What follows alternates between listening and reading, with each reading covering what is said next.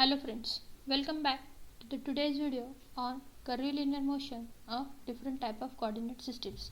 In the last video we have discussed the first type of coordinate system in curvilinear motion is Cartesian coordinate system, that is x and y system. Now in today's video we are going to discuss the next second type of coordinate system, that is normal and tangential component system, that is NT system. This normal and tangential component system of velocity and acceleration is used when the particle is moved in a curved path.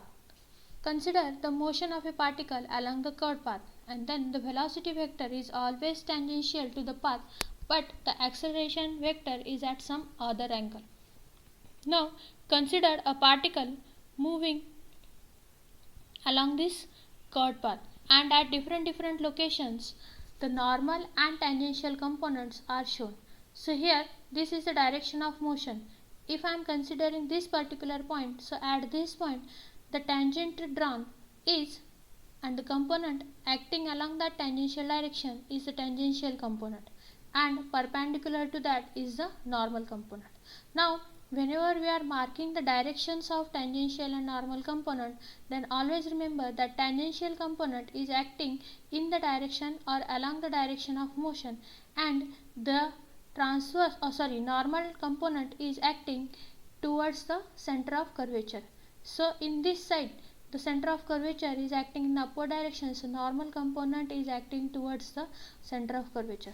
Now if I am considering this particular point, second point, so a tangent is drawn to that and tangential component is acting in the direction of motion, and here the center of curvature is acting in the lower side, so normal component is acting towards that center of curvature, and again here a tangential component is acting in the direction of motion and the normal component is acting towards the center of the curvature.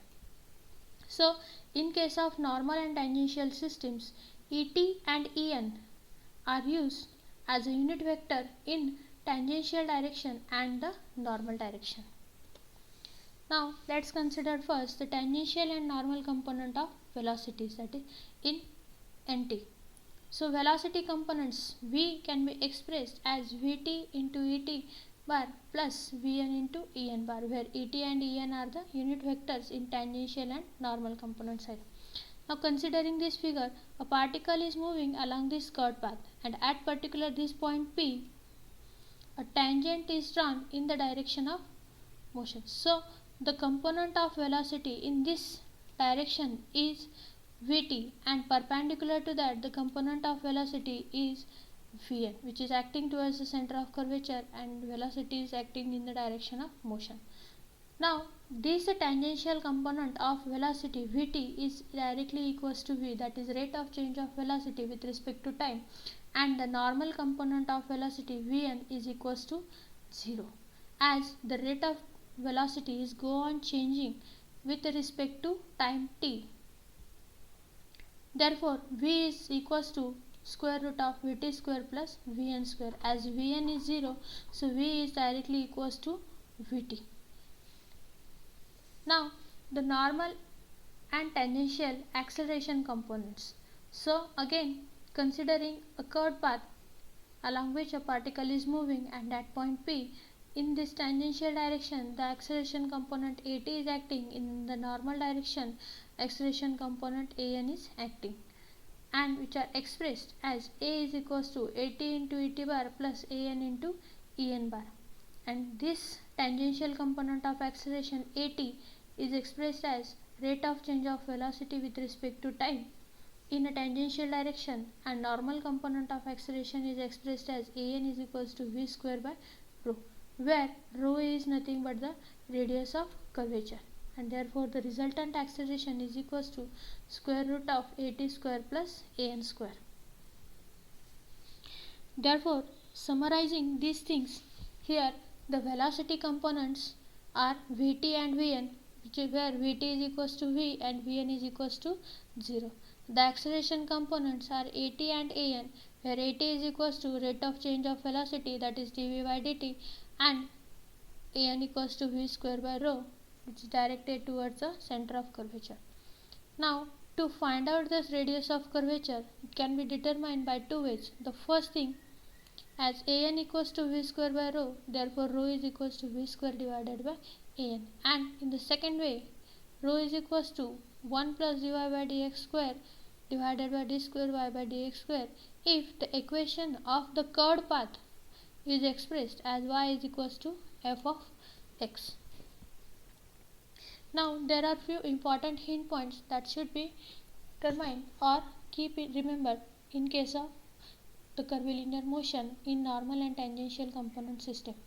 The first thing, if the magnitude of velocity or speed is constant, then velocity component Vt is 0, as the rate of change of velocity is 0 because the speed remains constant. It will not changes with respect to time. Therefore, Vt is equals to 0, and in that case Vn will be present. Second, if the direction of the particle does not change, that is motion along the straight line, so rho is equals to infinity and an equals to 0, therefore only at will be present. Or in the reverse way, we can say that whenever the radius of curvature is infinity, then an equals to v square by rho, so an equals to v square divided by infinity, so an is directly equals to 0, and as an is 0, there will be only present at. And as an is 0 and at is equals to rate of change of velocity with respect to time, that type of motion is directly the motion along a straight line path, or we can call it as a rectilinear motion also. So from this you can say that when an is 0, in that case motion is a rectilinear motion, or in the reverse way, when rho or radius of curvature is infinity, in that case also the motion is a rectilinear type of motion. Third point, if the speed is increasing along a curve, then at will be positive and directed in the direction of motion.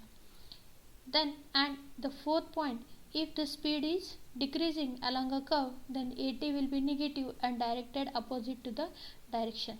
Now this is just like when the speed is go on increasing, so rate of change of velocity will be changes rapidly with respect to time. In that case it will be get accelerated and at will be becomes positive and acting in the direction of motion.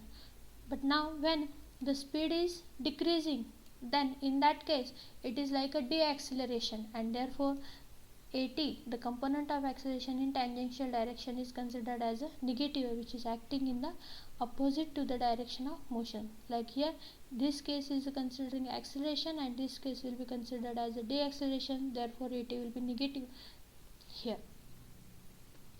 Now considering these points, let's solve some of the problems based on this normal tangential component system. So the first problem, an outdoor track is 126 meter in diameter. A runner increases his speed at a constant rate from 4.2 to 7.2 meter per second over a distance of 28.5 meter. Determine the total acceleration of the runner 2 seconds after he began to increase his speed. Now just write down the given things. Diameter of the track is given 126 meter, therefore radius of curvature is 63 meter. Time is given 2 seconds and we have to find out the acceleration. Also it is given that u is 4.2, v is 7.2, as the speed will be changing from 4.2 to 7.2 meter per second, and in that the distance covered or displacement occurred is 28.5 meter. Therefore v square equals to u square plus twice of at into s. Here a will be equals to at, as this will be the rate of change of velocity with respect to time. Hence substituting the values, 7.2 square equals to 4.2 square plus 2 into 80 into 28.5, we get 80 as a 0.6 meter per second square. Now therefore it is given that t equals to 2 seconds, so hence v equals to u plus at. So v equals to 4.2 plus 0.6 into 2, so v is equals to 5.4 meter per seconds. Means after 2 seconds the velocity of the runner is equals to 5.4 meter per seconds. Therefore to find out the normal component of acceleration, an equals to v square by rho, that is 5.4 square divided by 63. We have to determine here the acceleration after 2 seconds. Hence, we have determined the velocity after the 2 seconds. The velocity 7.2 meter per second. This is the velocity given when the runner reaches a distance of 28.5 meter, from which we have determined this 80, and further we have determined the velocity at t equals to 2 seconds. So from this velocity further we can find out the normal component of acceleration as v square by rho, that is 5.4 square divided by 63, it is 0.463 meter per second square, and therefore the total acceleration is equals to square root of 80 square plus an square. So substituting the values, a equals to finally 0.758 meter per second square, which is the total acceleration at t equals to 2 seconds. Now the next problem. A train runs at a speed of 120 km per hour in a curved track of radius 900 meter. The application of brakes suddenly causes the train to slow down at a constant rate. After 6 seconds, the speed has been reduced to 72 km per hour. Determine the acceleration immediately after the brakes are applied. Now let's read one by one. A train runs at a speed of 120 km per hour in a curved track. So here this is a curved track given along which the train is running. This is the direction of motion, and the radius of curvature is given 900. So rho is equals to 900 meter. Then this application of brakes suddenly causes the train slow down at a constant rate. Now we know that as the speed brakes are applied, so speed is go on decreasing, and as the speed is go on decreasing, the component of acceleration in tangential direction at is acting as a negative, that is opposite to the direction of motion. Next, after 6 seconds, the speed has been reduced to 72 km per hour. So initial speed is given 120 km per hour and final speed is given 72 km per hour, and in that time interval is 6 seconds. So here, since the train slows down at a constant rate, to find out the acceleration component in tangential direction at is equals to, we can use the equation v equals to u plus at. So therefore v equals to u plus at, in that a is the acceleration component in tangential direction at. So rewriting this equation, therefore at equals to this v, u is get transferred to left hand side, so v minus u divided by this t, and hence at is calculated as minus 2.222 meter per second square. As it is seen that speed is get here reduced, it means the train gets deaccelerated, and hence the at is negative, that is minus 2.22. Now therefore here the velocity is 33.33 meter per second, so an is equals to v square by rho, that is equals to 1.235, as rho is given 900 meter, and therefore acceleration is equals to square root of 80 square plus an square, so 2.222 square plus 1.235 square. So finally the acceleration, total acceleration applied is 2.542 meter per second square. Then let's see the one more problem. The automobile is originally at rest at x equals to 0. Then it starts to increase its speed v. According to the equation dv by dt equals to 0.015 t square meter per second square, where t is in seconds and s is in meter. Determine the magnitude of velocity and acceleration when t is equals to 18 seconds. Now a vehicle is moving along this curved path. The radius of curvature of this curved path is given as a 72 meter, and this straight line path distance is given as a 90 meter. Now further it is given that automobile is moving along this curved path. As its rate of velocity is go on changing with respect to time, therefore here there will be component of velocity along this tangential as well as normal direction. So dv by dt is equals to a, which is equals to 0.015 t square meter per second square. Now to get the expression for velocity, from here we can integrate the equation number 1 with respect to time t. So v equals to 0.015 t cube divided by 3 plus c1, where c1 is a constant of integration. Now substituting the condition that at t equals to 0, velocity is equals to 0. Therefore c1 is also equals to 0, and hence velocity v is equals to 0.015 t cube divided by 3. Now further again integrating this velocity equation with respect to t, we get the displacement. So s equals to 0.015 t raised to 4 divided by 3 into 4 plus c2, where c2 is again the next constant of integration. Again it is given that at t equals to 0, s is also equals to 0. Therefore c2 is also equals to 0. So s equals to 0.015 t raised to 4 divided by 12. Now as it is given, determine the magnitude and velocity of velocity and acceleration at t equals to 18 seconds.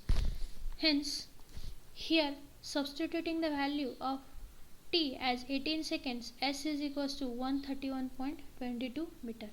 Now to find out the acceleration value, from the first equation or the given equation, acceleration a is equals to 0.015 t square, so at is equals to 4.86 meter per second square. Similarly vt is equals to, or v is equals to, here vn is 0, so v is directly equals to vt, it is 0.015 t cube by 3, which we have determined here in equation number 3. So substituting the value of t as 18, we get v equals to 26.16 meter per second, and an is equals to v square by rho. So substituting the value of v here divided by rho, radius of curvature is given here as a 72 meter. Substituting that value, it is equals to 9.5 meter per second square, and hence acceleration a is equals to square root of at square plus an square, that is 10.67 meter per second square. So in this way, by determining the component of acceleration in tangential and normal direction, and then further we can determine the resultant acceleration.